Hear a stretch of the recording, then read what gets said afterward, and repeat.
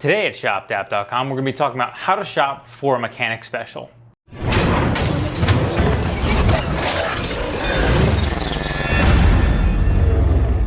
Okay, so I felt like this is actually a good intro to our Project Mark V build. Before we go through the process of fixing that car and making it better, I wanted to share kind of how I would go about finding a mechanic special car to work on, because I think it's something that a lot of people kind of want to go down the road of trying to find a project or find a mechanic special of how to get a good deal on a car. And so let's talk about the ways that I would go about finding that. And I want to give you some kind of practical real life application of what it would take to actually find a car like that. So the best place almost always to find cars like that is Craigslist.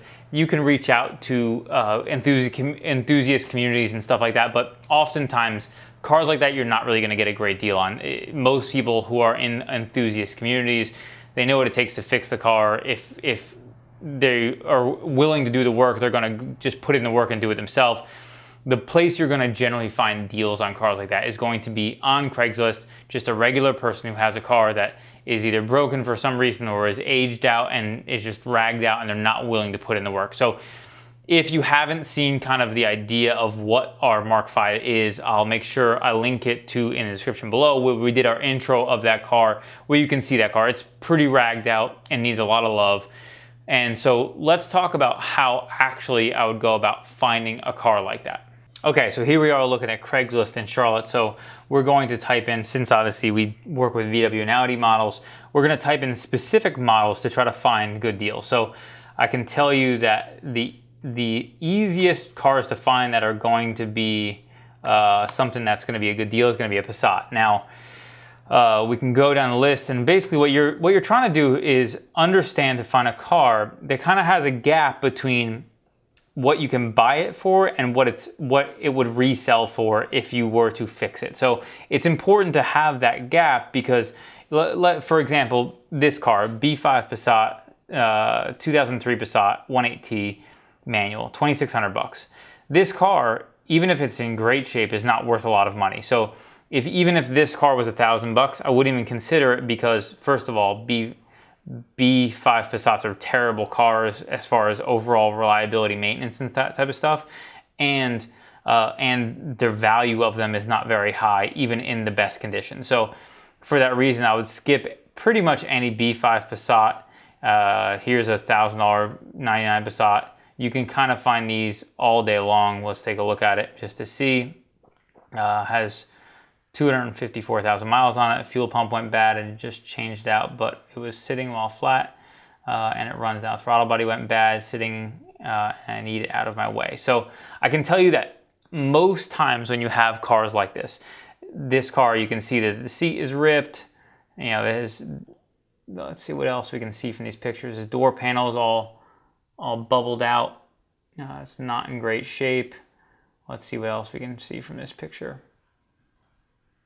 It's a V6, that's a good engine, but I can tell you that almost certainly whenever you read information of what people say is bad on the car, it's not that they're intentionally being deceptive. Obviously the headlights and taillights have been replaced with not particularly attractive headlights and taillights. But most importantly, when cars like this, people say what's wrong with the car, that it's almost certain that they're wrong. I would generally make the assumption, unless there's something that's very likely and obvious, that they are not correct about what's actually gone wrong with the car. So you have to make the assumption that what they're saying is not correct, and you have to try to do your own homework to figure out what's going on. A lot of people believe that a check engine light is fixed by scanning it. You determine exactly what the fault says. For example, it says mass airflow sensor input too low. They think it just needs a mass airflow sensor, which sometimes that's the case, but oftentimes it's not. Again, here's another $800 B5 Passat wagon. Again, you can see these B5 Passats are kind of a dime a dozen. 2003 Passat, 1995. Now, this gets a little bit more interesting for me. 2006 Passat, it's a B6 Passat for $29.95. Now, it says runs and drives great. This car actually, in my opinion, this is an FSI engine. So if this car is in decent shape, this might not be a bad driver. The B6 Passats, in my opinion, are a much better car, although FSI engines do have some issues around them. And I have an article that we have that I'll link in the description around common problems with FSI engines.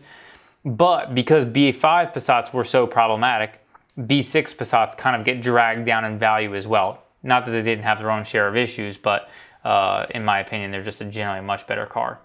So we've kind of covered Passats pretty well there. Nothing here really stands out as a great deal. That B5, if you can negotiate that thing down, here's a 2008 Passat for $2,000. Let's see, my car got hit in the back passenger side. Nothing wrong with the motor, front end has been a great car. Okay, so this car is basically a total loss car that is only good for parts. You're not really gonna repair a car like this. I generally try to avoid anything even with body damage. You can see that if you looked at our car, that Jetta we have, it actually does have body damage, which is generally not my forte because I prefer cars that have no body damage. That way you can fix the mechanical problems and then they're still available for sale. Car recently had time belt and water pump replaced. The engine went out. The air works, heat works. Okay, so here's a $1,000 B6 Passat. They said the engine went out. Now, obviously that's a very vague term. My guess is that if they had the time belt done, it was done improperly or with low quality parts and the time belt popped, and that's why this thing needs a cylinder head most likely. That would be my guess. Now, and it's a salvage title. So I always avoid salvage title cars if you're ever planning to resell it, salvage title cars are not worth it unless it's just such a steal, because you can just move on and find another car that isn't a salvage title. So let's move away from Passats because they're kind of a dime a dozen and go to Jettas. This is going to be a much more challenging circumstance. So Mark IV Jettas now are pretty old.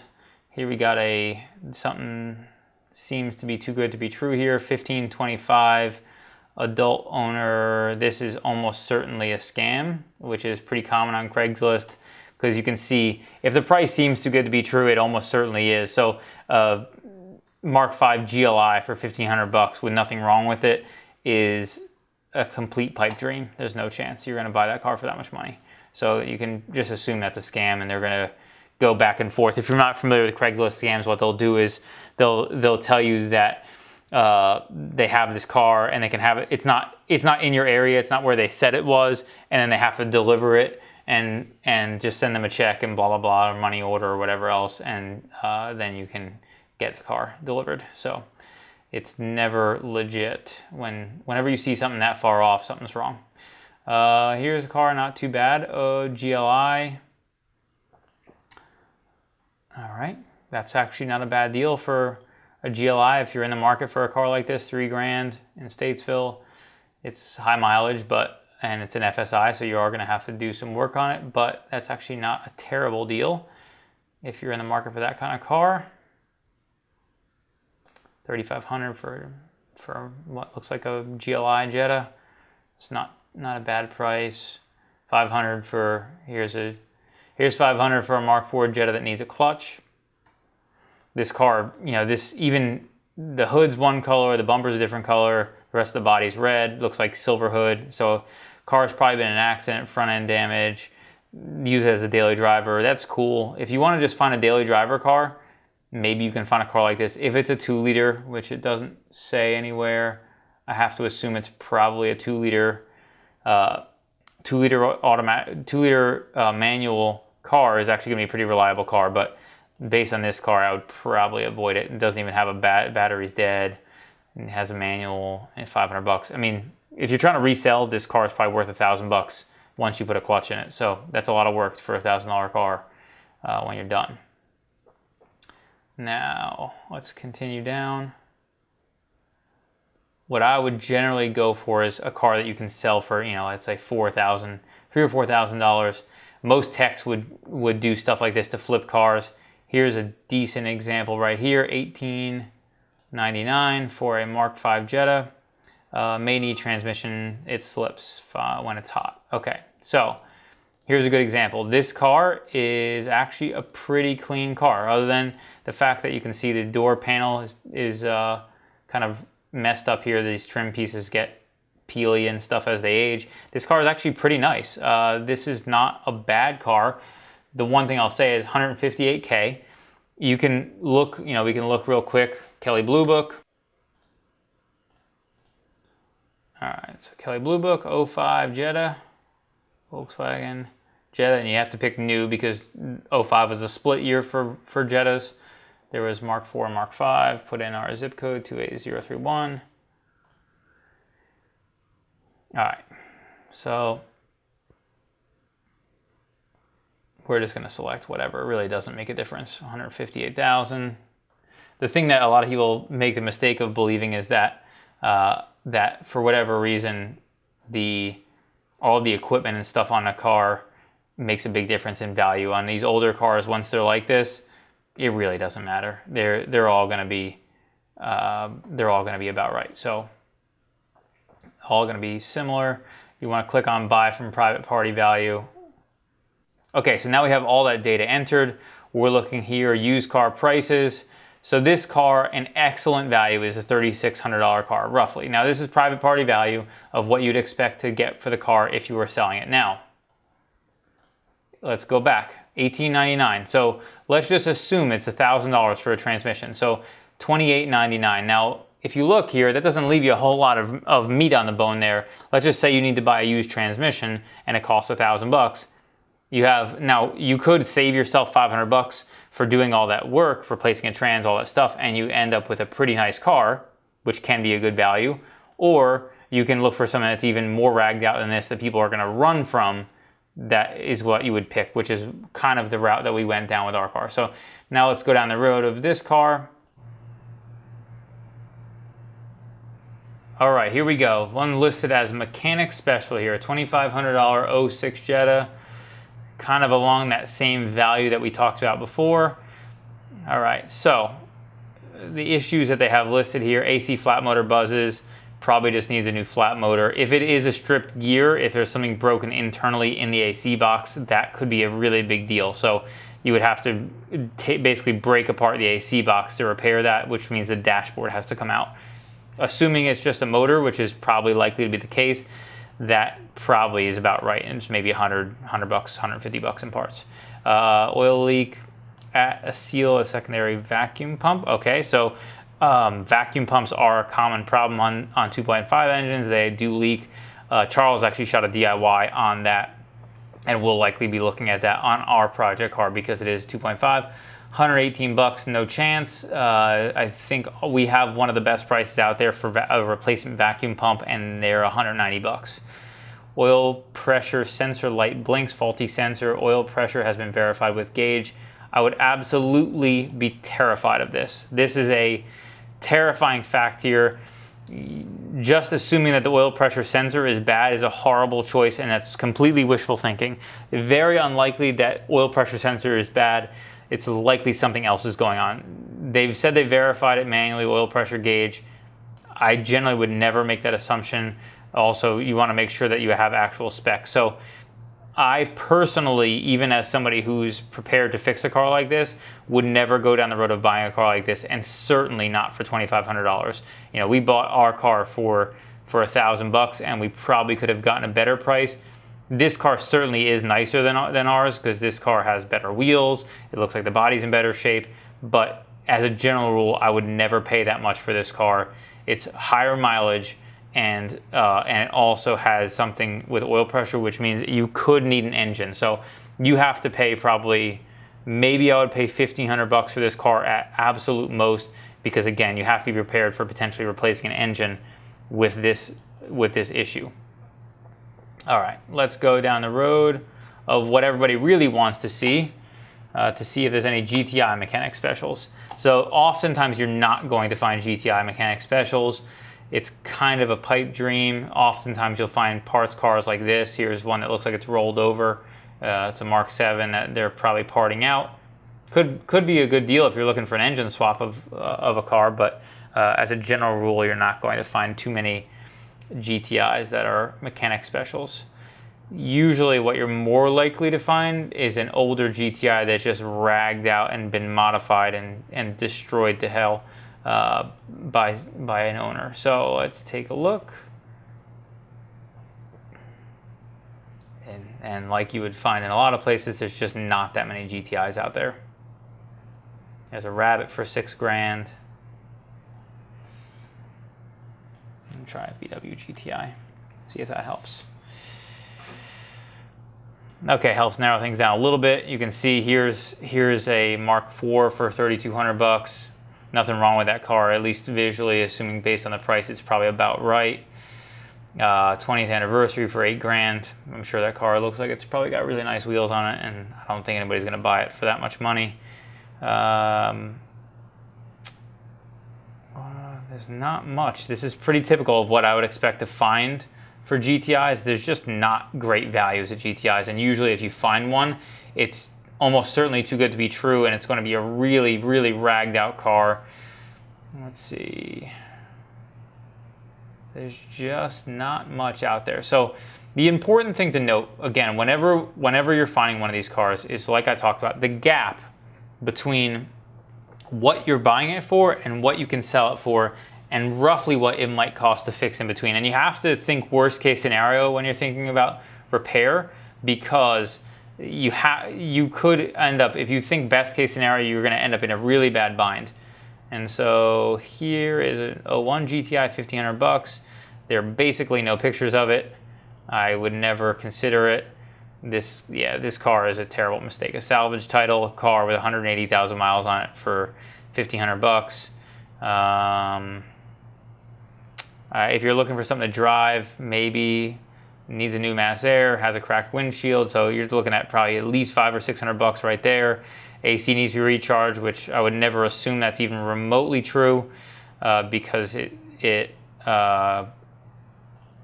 AC systems, you can't assume it just needs to be recharged. It could have a bad AC compressor, which that's a $300 or $400 part. Passenger side seatbelt is loose, needs to be rolled up. You can't roll up seatbelts. That means the seatbelt has been deployed. If you're not familiar, seatbelts have pyrotechnics on them, so when it explodes, it shoots out these balls to retract the belt, and if it's not going back in, it's probably issues around the pyrotechnics or the retraction unit, and you probably need a new one. Now, Mark IVs, you can maybe be able to find something at a junkyard, but it is something that if you wanted to buy a new seatbelt, it's probably $150 to $200 for a seatbelt assembly for those vehicles. And by the way, just FYI, we do not sell seatbelts because they have pyrotechnics in them. We don't ship them because they're hazardous material. So just as an FYI. All right, yeah, I mean, here's 07 GTI, $6,200.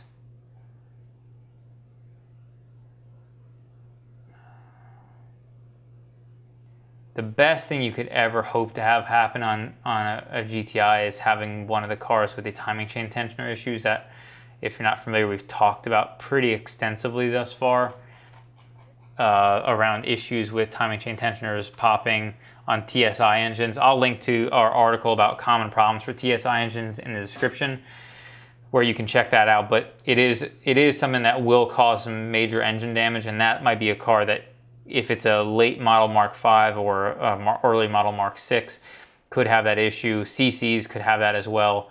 But these are the cars that I would look for as a mechanic special, but you're gonna have to be super patient.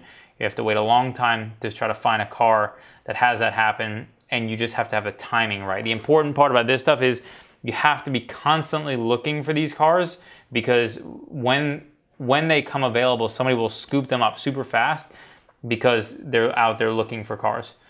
Okay, so now we've shown some information about different cars that you might shop for. Unfortunately, the ad that we had for the Jetta we bought for that project has actually been taken down, so I can't show it to you, but I can basically give you a description of it to give you an idea of the reason why we went down the road of looking at that car. So mileage on that car is 144,000.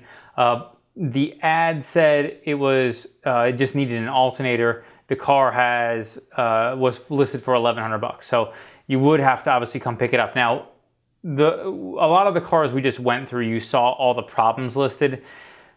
Some of them, specifically like the oil pressure one and some of those issues around check engine light issues where it says it needs a throttle body or it says it needs a mass airflow sensor or it says it needs this or that, I generally don't trust them because they don't have a clear diagnosis. And I don't believe that most people who are going to be selling the car under those conditions have had their vehicle properly diagnosed. Why would you go spend $100 or $200 having somebody properly diagnose the car if you're going to dump it on Craigslist for $1,000 bucks? You're not going to do that, which is why you almost certainly know that that information is not correct. Now, again, it's not guaranteed, but it's just generally what my gut tells me about those cars. And when you see issues like the oil pressure one, it's a big red flag. This car they said the alternator was bad. Alternator being bad is very easy to test. So when I went there, I actually drove up there with a set of jumper cables, jumped the car off.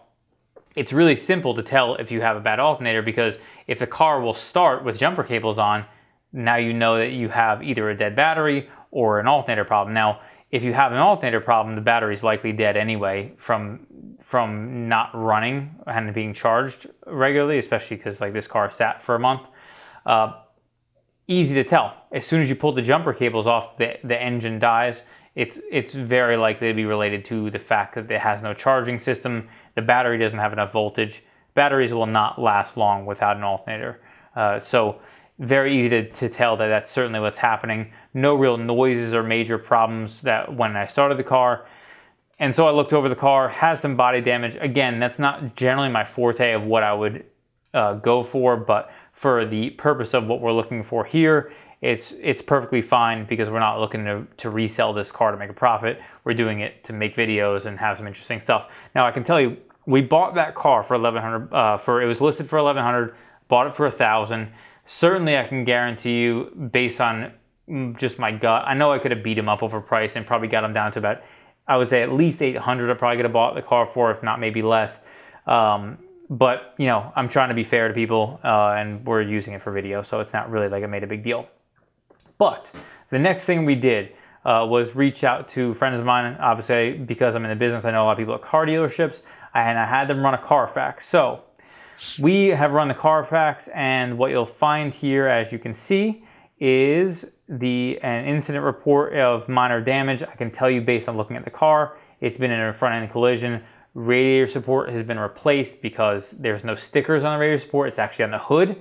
The vacuum routing stuff, which would normally be on the radiator support, is stuck to the hood, which means it's been in a front-end collision. I can tell you that as well because the front paint is orange peeled. If you're not familiar with orange peel, you can look into it. It's something that happens with paint, and low quality body work will oftentimes be orange peeled if they haven't gone through afterwards and made it really nice. So that, as well as you can see that there are a bunch of chips on the bumper where the paint is flaking off, and there is a different color underneath. You can kind of tell it's probably a used bumper that they repainted, and they didn't really strip it down. All they did was scuff it and paint over it. So when you're driving on the road and rock chips happen, paint flakes off really easily. That's a sign of cheap body work. So that's going on here. Now you also can look at the service history of this. It is was a rental vehicle at one point, and if you look, there is no total loss, no structural damage or airbag deployment. It says odometer check, mileage inconsistency, and we'll talk about that in a minute. Minor damage, and then the warranty is expired, which obviously we know. So if you scroll down through the Carfax, you can look. This car was offered for sale at Langhorne VW, and then was sold by Hamilton Mazda. It was probably a dealer trade. They swapped it from Langhorne to this Hamilton Mazda VW in Trenton, New Jersey. Looks like it was registered in PA, which is likely where it was a rental car and somewhere in Pennsylvania. And then you can see it got to checkered flag Volkswagen. This is in Virginia Beach, and was auctioned off.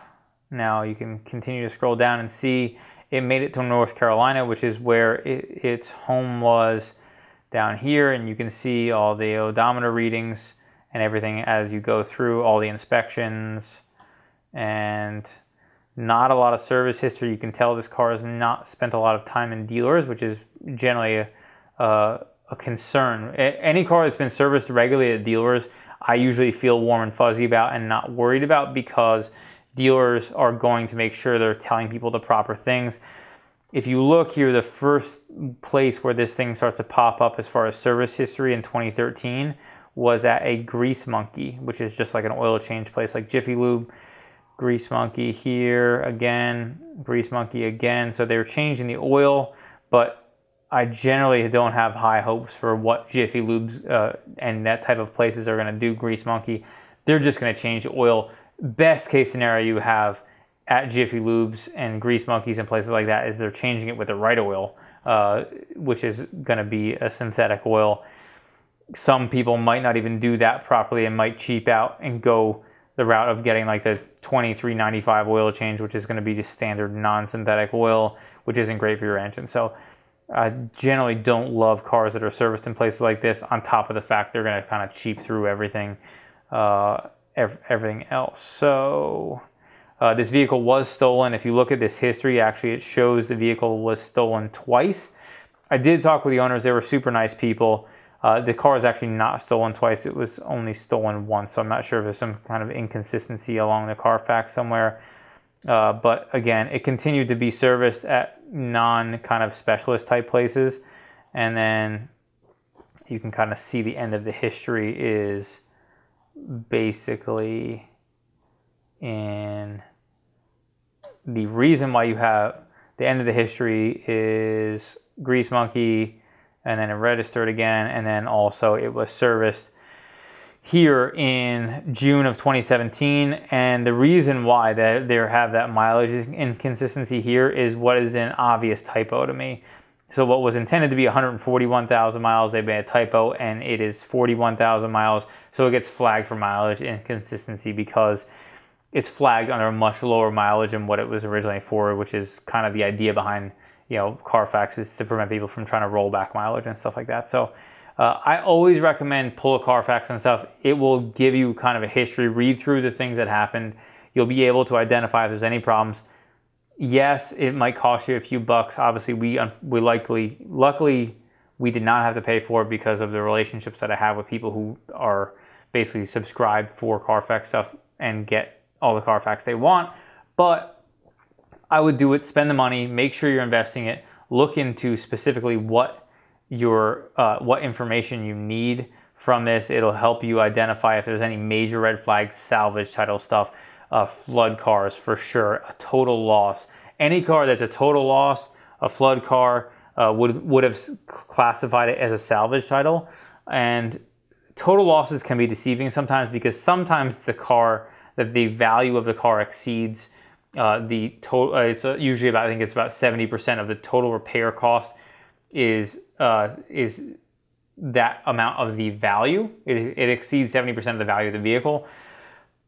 Sometimes it can be deceiving because you can have a car that's maybe worth, $7,000, and if it's got $5,000, roughly $5,000 or $6,000 of damage, they'll call it a total loss.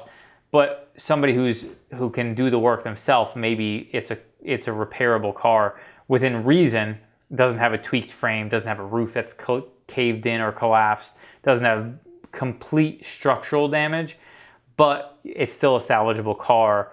And those cars are what people hope they're getting when they buy a salvage title.